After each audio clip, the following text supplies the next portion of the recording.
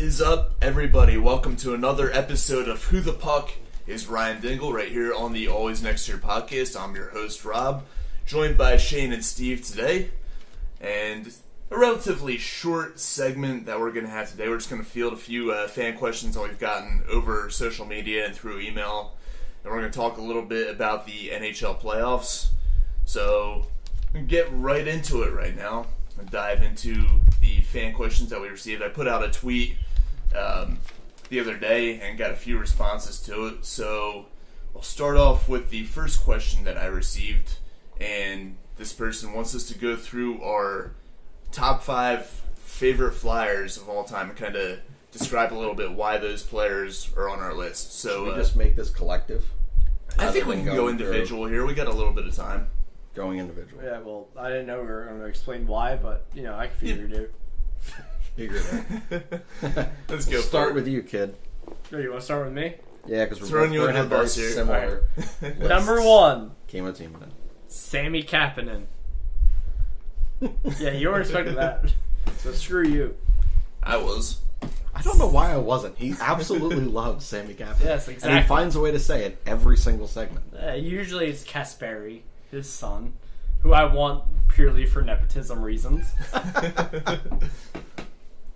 Sammy Kapanen, that 2004 playoff series against the Maple Leafs when he gets demolished by Darcy Tucker. One of those iconic... It is the most iconic moment in Flyers history for me. And the fact that he is struggling on to get back to the boards and Keith Primo fucking hooks him in. It was great. He was playing defense for us. He died for our sins. He literally died for our sins. Thank you. Because I probably would have said that eventually. But he was such a great scorer in Carolina. We traded for him. He comes here. Does everything. Not as much of a scorer here. No. His touch was kind of diminished. But he is a really good defensive forward, though. And that's exactly what I love. I love two-way players, specifically ones that still produce offensively. Zone time. That Primo, Brashear, and Kapanen line was phenomenal. And I still remember it to this day, obviously. And Kapanen was my guy. Number 2, I would say Mike Richards. Good pick. Solid. Despite his drug addiction. Because I can feel for that. He was the next epitome of a Flyer to me. In the way that he was, again, a two-way forward. Great on kill. I have an affinity for that. Great on kill. Great scoring shorthanded goals. Mm-hmm. Great leader. The only reason they discount him as a leader is because Chris Pronger was here. And I will always say that he was not the problem. It was Chris Pronger and Peter Lavrilla going, hey, there's a problem. There was no problem. But Mike Richards was perfect all around. We traded him. His drug problems, produced after that. But with us, lasting stance, his final play as a Flyer was blocking a shot when they were down, 2-3 goals? In the Boston series. Yeah. Yes. That abysmal, terrible 4-game sweep against the Bruins. We lost in 5. I think JVR won us a single game. I'm pretty sure we got swept. Dang. Yeah, we Right, sorry, I'm probably did get wrong. swept. But I remember that because it was all about Boston getting revenge because the year before we came back from 3-0. And yeah. No, we beat Boston. That's what I'm saying. The year before we beat them. We came back from 3-0. All right, well, I'm too drunk. I'm not going to argue. Anywho, 3, probably, this is where I get fuzzy. I would have to say Dan McGillis, because growing up, watching Dan McGillis play defense when I'm starting to actually understand hockey, hard-hitting defenseman with a hard slap shot, that's wasn't there. Puts it there. Dig it. Simone Gagne, after that. He's in my top 5 as well. All the years he put in for this team, all the good he did for this team, the way he played. What? I was thinking out loud. Sorry. I was just thinking because half of my list is the same as yours. I'm trying to think of something different. Sorry, I'm talking out loud. You can go ahead. Keep going. The fifth will be Claude Giroux. Thank you. Fuck you. That was what I was going with too. So He's my fifth just because I've seen everything he's done for this team. The lack of respect he's gotten. That's where it's most. That's what hurts the most is the lack of respect. Are you crying right now? A little bit. The lack of respect for Might Claude be the Giroux alcohol. really hurts me. Yeah. No, it's just the lack of respect for Claude Giroux. It That drives guy- me crazy. It- Most underappreciated athlete in this city's history. I will die on the sword. The sword being the Claude Giroux. Yeah, that was drunk there. Trying to add in the Claude Giroux. Flowed. He is the most underappreciated, underestimated Philadelphia sports athlete of all time. He has done nothing but give his all for this team, the city, everything. He has been elite every single fucking year. And they still want to strip the C from him. The C doesn't fucking matter. His play does, and he has played very fucking extremely well for us. So Pretty that's why passionate he's about fine. that. I am. I'm glad that It's you also did the it. alcohol. Because but- I was going to say, it's so much better coming from you, because my fifth was also going to be Claude Giroux, just to... Also, I echo spilled the every beer single during thing it, that and you I did. apologize. Who cares? It's fine. I mean, it's unfortunate, but you still have 3 left. Literally, my only difference in that is John LeClaire, I would add. What? No, that's not the only difference. From mine, Yeah. There's no way Sammy Cavan's one of your favorites. I love Sammy Cavanaugh. There's no way Dan McGill is one of your favorites. That's fair. Well, that was the one I was going with LeClaire with. But yeah. Hold on, I'm also reading text right now. Sorry. Yeah, fuck. All right. So, LeClaire for one. And then, let me think of a different. I'm going to go with Kimo Timonen. Can't get enough of him. His, 6 years here? 7? Ish. Something like that. Something like that. Got yeah. here in 2008. 08 yeah. through 15.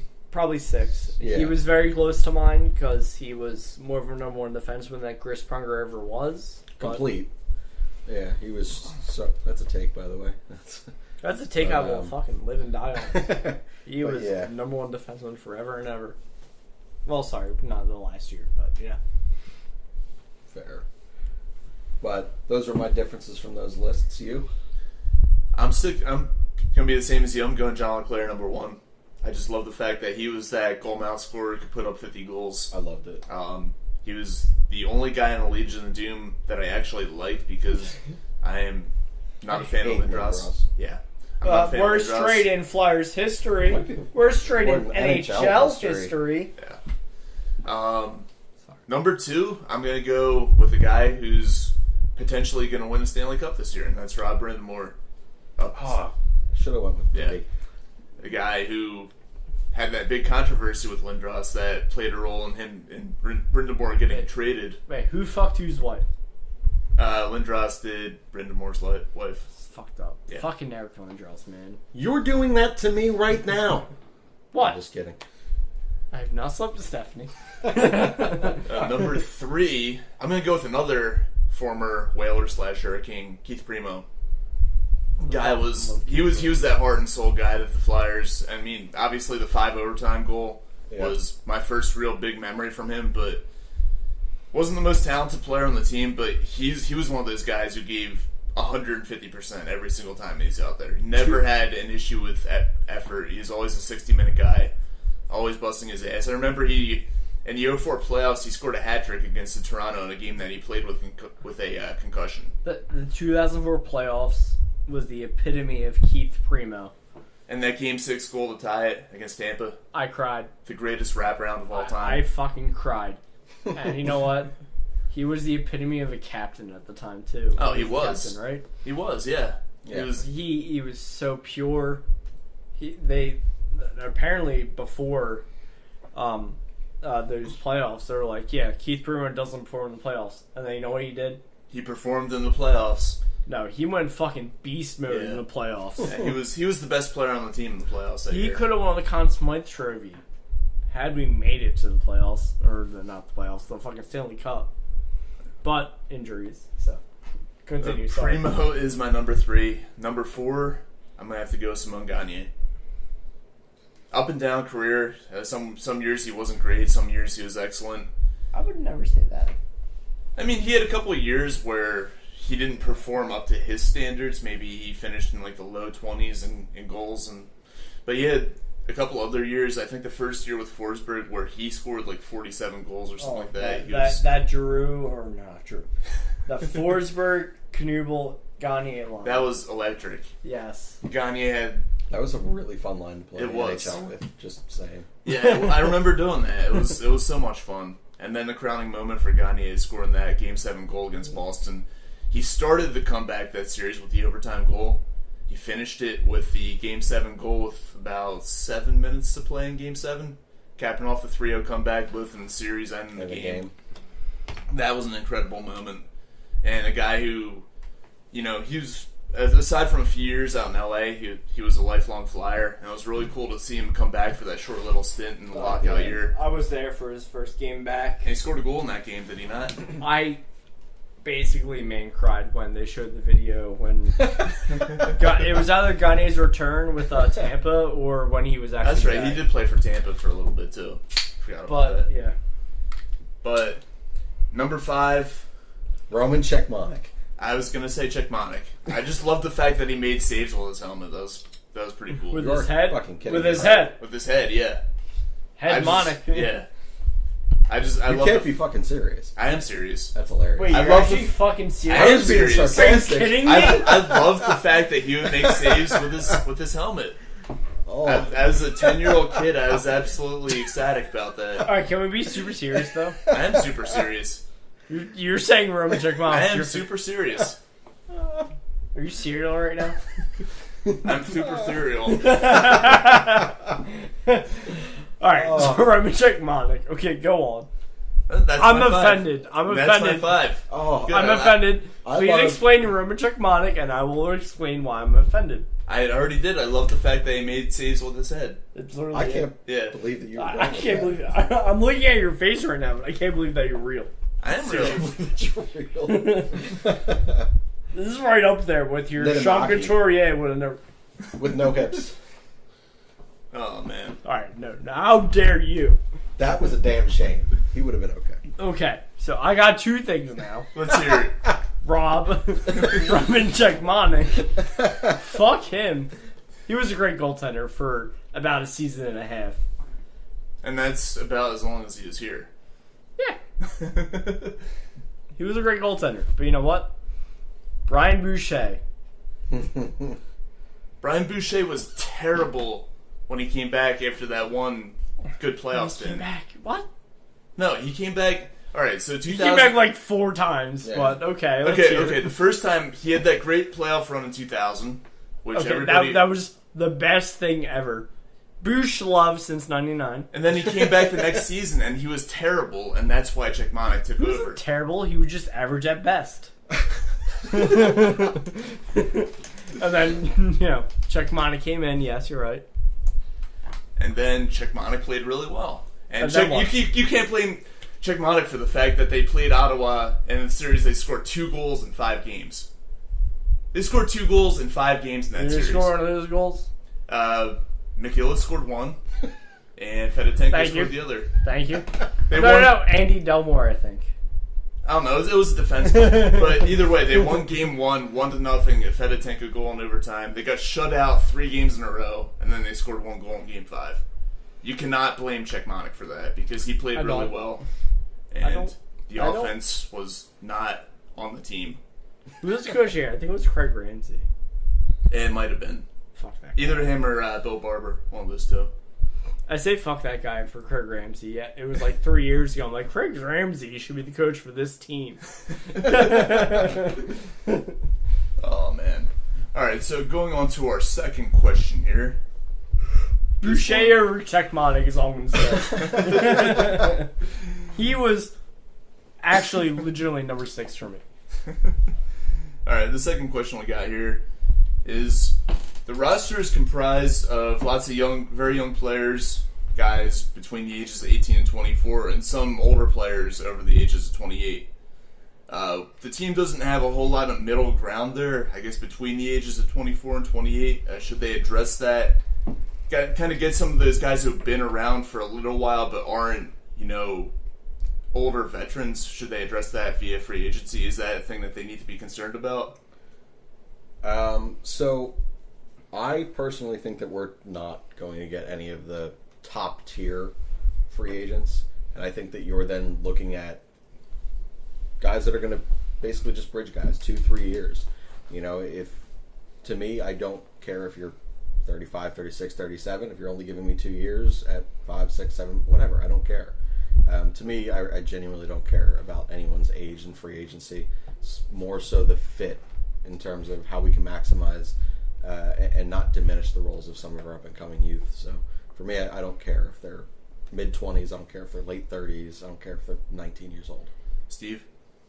Well, there's 2 guys I'm looking at free agency. One is 28, I believe, right now, Matt Duchene. And then Joe Pavelski, who's 35. I love Pavelski. I mean, he's dead, but all right. We saw his blood on the ice. Right? Just a stream coming out of his helmet. That was not a good look. And yet, he's skating right now, and he might come back for the next game. Oh, he will. He's a fucking hockey player. Hockey players, they're insane. Pavelski is completely out of this world, hey, that's a possibility. But not really. Duchene is a guy I would sign similar to the JVR contract. If you sign him, you gotta, Jake's gotta go. But well, I've been feeling that Jake's gotta go for about, 9 months now? And that's something that we'll come back to in a little bit here.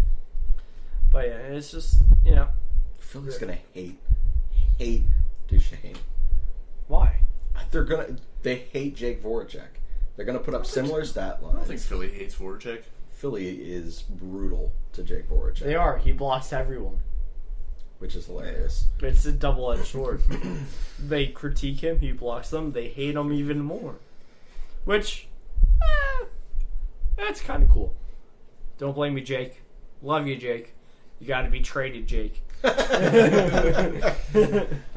man. I'm just saying, their point production, they're both they're not superstars. They're just second-tier, good scoring depth that you have. But they're talented. They're fine, but they're not. They're not going to set the world on fire. The difference is that Duchene is a center. Yes. And Voracek is a winger. Which, for some reason, people get all up in arms about.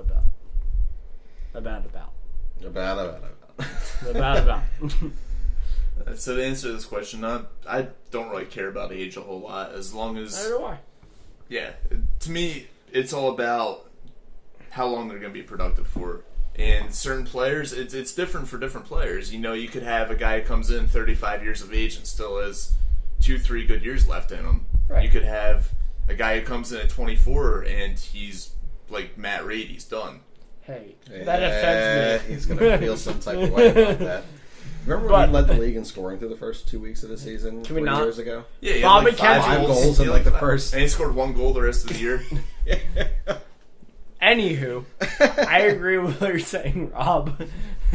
But you just hate the fact that I used Matt Reid as an example. Oh, absolutely. I understand using Matt Reid as an example. I love Matt Reid. I still do love Matt Reid. It's just that guy could still be a solid fourth line winger for your penalty kill and your fourth line. Oh yeah. Yeah, maybe in the AHL. Oh my god! All right, I'm done with this. I'm out. I'm not actually out, but I will die by what I said. Anywho, it doesn't matter the age. It's all about the contract and everything. If that man has enough talent and skill, and the price is right, sign him. Yep. We have enough prospects and draft picks to go on about our way. All right, so moving on to our third question here. With the money being spent on renovating the Wells Fargo Center, how much does it bother you that Spectacor seems to be more interested in improving the fan experience and not as interested in improving the product on the ice? They're not interesting about. They are not interested in improving fan experience. Right, so how much does that bother you? Is it... I know, I was getting there. I was trying to take a drink. They are interested in improving in what they seem is the fan experience. And in a way, they're concourse. But overall, they're like, hey, we can raise season ticket prices. We can raise ticket prices. And then we'll reap the benefits. They don't give a shit about the fans. No. And that's my problem. Ed Snyder maybe would have cared a little bit more. But unfortunately... Well, Ed Snyder, his main focus was always trying to field a good team out there. Even though he went over 40 years without winning a cup. Oh, yeah. I know. I agree with that. 40 years or whatever. I agree with that. But now, I guess Dave Scott is just the Flyers guy, but whoever else... Pardon me. Whoever else is in charge is just saying, hey, let's improve the concourse and do this and this, and we can raise prices to pay for it, and who gives a shit? That's how I feel. Shane, what's your take on it? Yeah, it's specifically a business decision that has literally nothing to do with the Philadelphia Flyers. Like, this is another way to continue to line pockets and come in there and make something outside of the hockey team look pretty. Look, I'm not gonna lie. I like taking a piss in a nicer urinal. Like, it's good for the first week, right? That's it, right? The first 3 games, and then it's shit. Literal shit. Just straight poop. Dude, not okay. All over the place. But no, it's a business decision. One has almost nothing to do with the other. It's, they're not in the business of necessarily winning hockey games. Yeah, I'm not happy with the job that Spectacor has done, especially since the passing of Ed Snyder. It's all about the money for them. Yeah. They don't care about putting the winning hockey team out there as long as they're bringing in enough ticket revenue to, line their pockets, as you said. So I'm disappointed with how that's gone, and I'd like to see them show more interest in fielding a winning team, and maybe if that means less interest in building a nice arena, then so be it. So I'm kind of disappointed in the direction that they're going with that. Steve, you look like you have something to say. I do. One of my customers has been a season ticket holder for about 40 years, and he keeps mentioning they've been raising the prices, and then he mentions what they've recently done, and they literally ruined where he was at, where they impaired his view. Is he up top? Is that near where they put that stupid fan gathering area up there? No, he was in the 200 levels, I believe, and they put something that blocked his view, and he's like, I'm not fucking sitting here, which I don't blame him, and he's like, I need to be on an end seat. So for about half the season, they put him down in the first section, and he's like, this is nice and all, but we need to figure this shit out to get up there. And he's like, yeah, well, how am I gonna build my relationships? This is a terrible story. It's a real story, though, and I know I understand it's terrible, but but so eventually he's like, yeah, fuck the Flyers and fuck what they're doing because I built relationships with other season ticket holders. Now he's moved, and he will be okay, I guess. But I'll learn next year. And I can the moral of the story is that you'll be okay. No, moral of the story is I'll learn more next year. But also, I apologize for the terrible story, apparently. Rob, keep going. The moral of the story is that next year we're getting a brand spanking new beautiful scoreboard, and we'll still have the same terrible hockey team out there. Oh, God, yeah. Alright, so... Yeah, it won't be terrible. Next question. What should the Flyers' goal song be for next season? Because I think everybody's over the one that they currently have. I literally could not find it. I don't care. Do you have a preference on this? I don't care. As long as I hear it a lot, I'm happy. Yeah, literally anything. Give me Chelsea Hammer. I'm sick of that Chelsea one. Dagger or whatever. No. I can't unhear that after hearing it so many times in the 2010 Stanley Cup Final. Yeah. It's got a bad connotation to it. It's literally the only reason I said it, because I really don't fucking care as long as Claude Giroux is not choosing it. It is catchy, but like I said, bad connotation. Okay. I'd like to see them go back to something simple. I don't know, like Zombie Nation or something like that. Can dig that. Alright, if Ghost is still on this team, and I hope he is, let him choose it. Why Ghost? I just love Ghost. You know what? I think that DMX, which the Eagles use when they score a touchdown, it's got championship vibes because they started using it and then they won a Super Bowl. What song? Party Up by DMX. Oh, sure, let's go with that. Yeah, we all agree. Yeah. Alright, so DMX. Alright, But so then again, if Sean Couturier says something, we have to abide by it. alright. He won't. He won't. He's too quiet to do that. Exactly. Alright, so the fifth and final question we have here, and this is something that we've talked about before, and we can kind of build off a little bit. Who are we going with number 11 in the draft? Oh, you got me under Caulfield take now. Yeah. I still like Peyton Krebs. I still watch his highlights, I'm not going to lie. But no, after listening to you and Isaiah and then you and Dan, and then just having conversations with you, I kept watching freaking highlight videos of your boy, Cole Caulfield. And He's nasty, isn't he? the kid can score. Yeah. That's why I want him, He because is. we need that shoot first kind of guy. Yeah, he is. And he's got some dangle ability. It's nice. I don't know how his body's going to hold up, but then again, Johnny Hockey. So, whatever. I mean, it's becoming a less physical league, so it's more conducive to his style of play. It is. It's all Just speed. because SL Lindell dives 3 times in 3 seconds doesn't mean it's becoming It was hilarious. less physical. It was hilarious, and it was appropriate. He was right in diving. Steve, My what's your take? Number 11. Caulfield, but trade. They're going to trade Caulfield? No, No, we're they're trade gonna the trade the pick. Trade the pick, Hey, okay. Shane. You understand my drill? I got you. No, I would trade the pick. If you don't trade it, then you take Cole Caulfield. If not, it's Peyton Krebs still. Krebs is going to go higher up. Nah. Shit happens during the draft. I mean, that's true.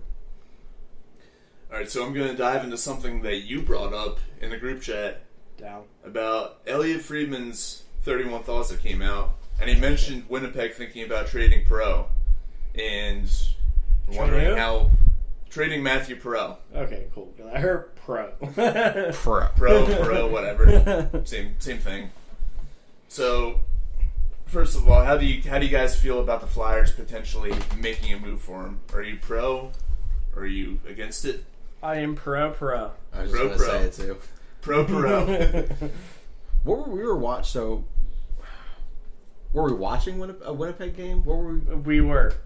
All right, so that's what it In was. separate houses, but Yeah. yes. We started texting each other, I think, because it was like a 10:30 start or whatever, and I don't know why. I It just was a watched, rare occasion I was watching a late game. and I always do. And I was sitting there talking about Trouba, and you were like, "No, take a look at Perot. He's perfect." And I'm like, "Why the fuck do you want another depth guy who offers talent?" Then I watched a lot of highlight videos because I got bored and I was on the toilet a lot at work. And you're right. We're still having the same conversation, though. Oh, yeah, the whole time. Yeah, entire time. But yeah, no, you're right. And for a depth guy to fill in, I would absolutely take him. I would take him as a 2-3 center. More 3, but I think Ish. you allow Patrick to develop in the 3 first. That's why I say the 2-3 center. And if another center comes along, say Frost or Fair reproves themselves, you toss them to the wing. Didn't Man Perot had- score about 30 goals maybe 2 or 3 years ago? Who, Perot? Yeah. No, I don't No. think so. Not 30 He goals. I think He he had at least maxes out. 20. Yeah, definitely 20, I think. But Maybe? he maxes out like 50 points, Yeah. which I'm fine with because he brings exactly what you want from a player. It's A middle just- 6 guy. He's Yeah. that point range is pretty consistent. He's Alright. got some speed. He's got some like board talent, especially when he's 5'9" or 5'8". He's taller than that. I must have been thinking of someone else because Perot, career high is 18 goals. Yeah. So, But he had a number of years, one with Anaheim and then a couple with Winnipeg where he is in the low to mid 40s point range, which is respectable for a third line guy. If the Flyers could get that, I think that would be ideal. But it depends on the asking price. I also imagine him meshing well with Vigneault's system, because I feel like he's got speed. I could be 100% wrong on all of this, but No, he's got speed. I'm just mentioning that, like, if he doesn't work out, say we get him in Vigneault's system, I don't want to be like saying. How many people do you think listen to our show? Oh man, Jesus! Hey, they do.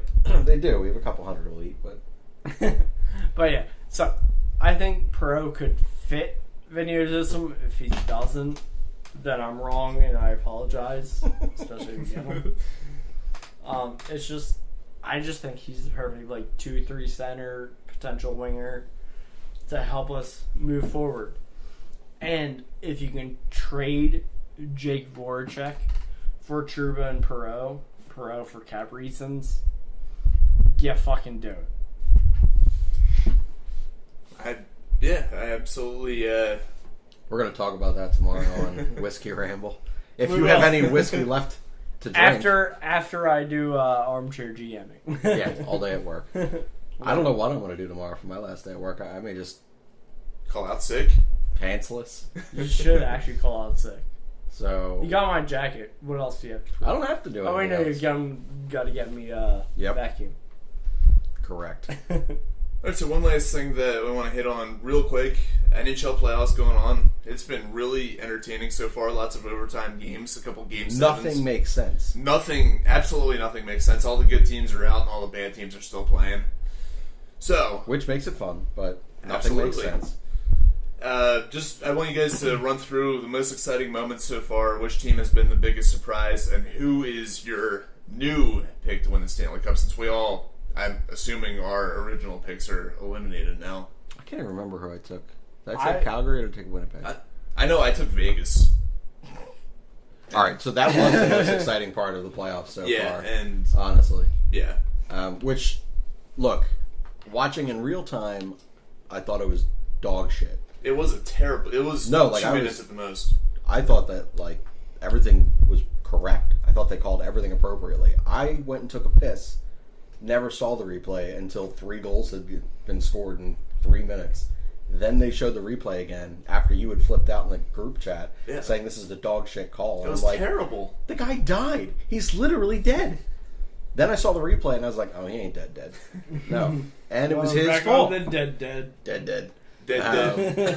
But no, that was maybe 2 minutes at best. You're right. And then your team would still have a freaking chance and they'd be in it. I guess the fact that San Jose utilized that dead to come back and win that game. Yeah. The dead redemption. Dude. Yeah, listen. Just kill off your fucking penalty. No, that's what their Twitter said, which was hilarious to me. I mean, and I 1,000% agree with that. But still, if that terrible call's not made, then we're not in that situation. If the coach doesn't play fucking, who was it? Derek England and I think Braden McNabb at the time. First off, Gallant should have called a timeout after the second goal. And he didn't. Yes. Yes. That too. Yeah, that was sure. ridiculous. Add that into what I'm saying. But he played Derek England and I'm pretty sure Braden McNabb. Could be wrong, could be someone else. And they gave up 3 out of the 4 goals. And they're 2 minutes of ice time. You figured it out. You fucking figured it out. And you play your other defenseman. Come on, man. It's coaching 101. These 2 guys are not doing well. Let's play the other ones. Yeah, I definitely got to agree the most exciting moment of the playoffs so far. Yeah. Even though I wish it didn't happen like that. I dig all the Game 7s that go to overtime. It's 3 of them, 4 of them. I love the fact that the Capitals get knocked out in Game 7 overtime. That's extremely rewarding. I love that too. I hate the Caps. You go, Rod the Bod. Seriously. Go him, man. Also, Petr Mrazek. Yeah, who's dead right now too. He's missing the next game. Yeah, he's that. That's it, at least. All right, so just the one. Apparently, right now. How about biggest surprise teams of the playoffs so far? I mean, we've got All of Colorado them? still playing. Who Carolina. won 38 games in the regular season. Say again. Colorado won Colorado's- 38 games in the regular season. They're still playing. They won one more game than the Flyers did. But they got in because they had like 700 overtime losses. Okay. Well, biggest rise team, Carolina. Yeah, I agree with that because We're they took down Cardinals. Stanley Cup champions. They have Calvin DeHaan, who I really fucking wanted last year in free agency. He's one guy, I don't know if I said it on the podcast, but he's one guy personally that I wanted to sign to solidify our defense. And we could just exile Andrew McDonald. And of course, Ron Extall looks the other way. Doesn't even acknowledge Calvin DeHaan's existence. No. He was going in his way of, this is a process, we're going to trust it, but it was the wrong fucking process. Yeah. Shane, what do you got for the most surprising team so far? Everything but San Jose. Pretty much. Like, everything. But yeah, Colorado probably. They're terrible. Yeah. They're a one-line team. One-line team? They're a one-line team. Which, that entire line, I think, was on Stephanie's fantasy team. How'd you fare against her? Can we not? Me either, man. I lost her in the semis. You lost her in the championship. This bitch. Was my team in last place this year? I have to assume you were close. Because I didn't check my roster once after the draft. I offered you multiple trades for a goaltender because everyone was hurt. I didn't log... You know what? I didn't even log in for the draft. I logged in to set up my team, and then I didn't touch it until ever. Thanks. Well, you got 3 trade offers there from me, pal. Oh, but yeah, Colorado, they're dog shit outside of top line. Yeah, no, I agree that Colorado's the most surprising team, and the fact that they even went out into San Jose and won a game out there. I all thought they're gonna win. I thought the series was going to be a sweep for San Jose. It's all they're going to win. I think they might win one more, San push Jose, to the 6. San Jose will always struggle with whoever they're playing against. But They never make it easy in the playoffs. I do hope they win the cup. I don't. Screw them. Joe Pavelski wins his cup and goes, hey. I don't Going need to to be here Philly. anymore. But either way, it's just the San Jose kind of deserves it based off their fucking recent bullshit shenanigans of misfortune. Alright, so my most surprising team, I'm going with Carolina. Kind of came out Bunch of of nowhere. jerks. Hey, Rob Brendamore going into I love DC, you, Rod the Bot. winning a Game 7 on the road in overtime, and a game in which both Loved teams it. looked absolutely terrible for all 3.5 periods. But still, and now they're up 2-0 against a pretty damn good Islanders team, and they have a chance to go up 3-0 tonight. I'm not sure what's going on in that game right now, but they look good. I don't really want them to win, but they look good. So that's my most surprising team. I'm a fan of Rod the Bod, with him and his bod and his stamina. Which apparently wasn't good enough for his wife back in the day. Oh. Oh, wow. Oh. Blow, Had to blow. go there. Oh. When you see Eric Lindros and his big dick, we assume that Eric Lindros has his big dick, as opposed to Rod the Bod's stamina. Alright, so last thing real quick. New pick to win the Stanley Cup. I am going San Jose. Not going to happen. I'm going San Jose. Steve? I'm trying to go. You're going to get it too. I am going Carolina for Rod the Bod. Interesting picks. I'm going to mix it up. I'm going Columbus. Hey. John Tortorella, I've always loved him as a head coach. Oh, fuck that. Dude, have you ever gone on YouTube and seen the rants that he goes on in his locker room? He's Man, Give a hilarious. shit. I love the amount of intensity that he shows as a head coach. I wish he was a Flyers head coach. No, fuck John Tortorella. Okay. Whatever. All right, He can win a here's Stanley your Cup. rant. He can win a fucking cup, but I don't give a shit for him to be my coach. I would rather him stay close to my coach in the same division. I love But that way you Tortorella. can beat him. So yeah, because of Tortorella, Columbus is my pick. I think that he's going to rant and yell at his players until they win the cup. So thinking- that's thinking- basically my reason right there. love to give Charlie Golden the cup, but I would never pick it. All right, so you guys got any more thoughts before we wrap up here? Yes. When did John Tortorella win a cup? 2004. And then what happened? I don't know. The Flyers haven't won anything since then. The Flyers haven't won anything. Okay, we're all Flyers fans. You don't have to hurt all of us. The lockout happened. Okay, well, that's not his fault. It's not. I mean, but come on, another lockout happened after the 11-12 season. Is Yeah. that on Tortorella as well? No, I'm saying, what has John Tortorella done since the original lockout? I don't know. He's usually in the playoffs more often than not. And So then it's- what? The NHL, most teams are usually in the playoffs. Touche. Except for the Flyers. Yeah, Oh, recently. God. We should end this on a more positive note. Shit. Do we have to? We're a Flyers podcast. Okay, right now. positive note. Penguins are out of the playoffs, and they have been for a while. Because they Sold. got swept. Sold. Yeah, I dig it. Positive They're going note. to trade Malkin. Sold. Yeah, okay. So, and on a more positive note is later tonight we're having TJ's One of Us, which is going to be a happy one because the Sixers are tied 1-1 in There you the go. playoff series. So we'll end this segment of Who the Puck is Ryan Dingle on a positive note. Once again, you can find us on Twitter at ANY Podcast. You can find our individual accounts. Mine's at radio_Rob. Shane, what is yours? Shane_Mead. Steve? Schmitty324. And you can also check us out on Spotify, on iTunes. Give us a review. I will hunt you down. Love it. And you can find us online at www.alwaysnexttoyourpodcast.com. We've got articles, hopefully more of them coming out soon. I'm about to get back on that. That is it for this episode of Who the Puck is Ryan Dingle. We'll be back with another one next week.